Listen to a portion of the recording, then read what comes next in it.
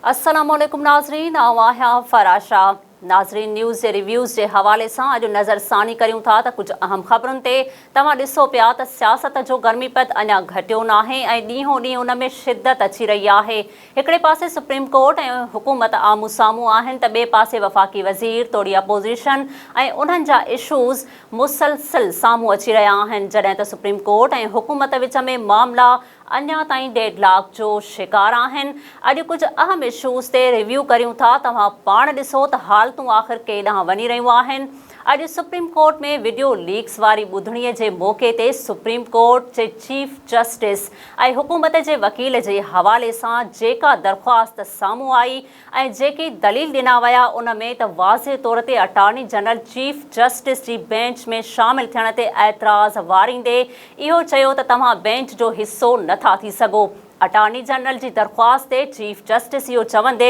देरी न कई त तव्हांजो मक़सदु आहे त आउं बेंच खां धार थी वञा ऐं चीफ जस्टिस इहो बि चई ॾिनो त आइन में इख़्तियार वाज़े आहिनि, हुकूमत असांजे मामलनि में मुदाख़लत न करे। चीफ जस्टिस ऐं अटॉर्नी जनरल जे अॼोकी ॿुधणीअ दौरान दलीलनि मां इहो वाज़े आहे त हुकूमत ऐं सुप्रीम कोर्ट में केतिरा